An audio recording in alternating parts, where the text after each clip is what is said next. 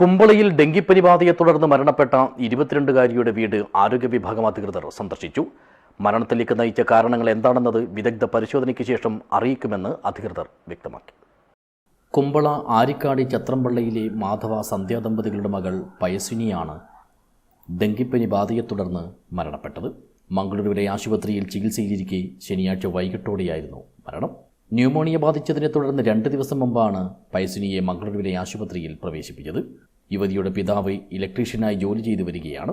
എൻ്റെ മോള് ഗോകർണേശ്വര college മാങ്ങലാപുരത്ത് BEd first ഇയറിന് student ആയിരുന്നു. പഠിപ്പിലെല്ലാം നല്ല ഉഷാറുണ്ടായിരുന്നു. പിന്നെ ഇപ്പോൾ റെഗുലർ സ്റ്റുഡൻ്റാണ്. വളരെ പാവപ്പെട്ട കുടുംബമാണ് ഇവരുടേത്. ഇതെല്ലാം മുൻനിർത്തിയാണ് ആരോഗ്യവകുപ്പ് ജീവനക്കാർ ഇവരുടെ വീട്ടിൽ സന്ദർശനം നടത്തിയത്. അതേസമയം ഡെങ്കിപ്പനിയാണ് മരണത്തിന് കാരണമായതെന്നത് സ്ഥിരീകരിച്ചിട്ടില്ലെന്നാണ് ഇപ്പോൾ അറിയാൻ കഴിയുന്നത്.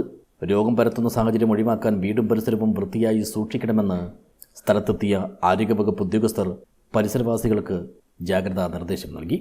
നമ്മൾ പഞ്ചായത്തിൽ വ്യാപകമായ ഡെങ്കിപ്പനിയൊന്നും നമുക്ക് കാണാൻ സാധിക്കുന്നില്ല. പക്ഷേ എന്നാലും നമ്മൾ വീടുകളിലും പരിസരങ്ങളിലും പോകുന്ന സമയത്ത് നമുക്ക് കാണപ്പെടുന്നത് ഈ ചിരട്ട, അതുപോലെ തന്നെ ചെറിയ പ്ലാസ്റ്റിക്കിൻ്റെ ഡബ്ബയിലുള്ള വെള്ളം, അങ്ങനെ ഒട്ടുമിക്ക സ്ഥലത്തും ഈ വെള്ളം കെട്ടിക്കിടക്കുന്നത് കാണുന്നുണ്ട്. അപ്പോൾ പിന്നെ മാത്രമല്ല, ഈ ഇവിടെ കാണുന്ന മറ്റൊരു പ്രത്യേകത, ജനങ്ങൾ ഈ പ്ലാസ്റ്റിക് മാലിന്യങ്ങളെല്ലാം വലിച്ചെറിയുകയാണ്.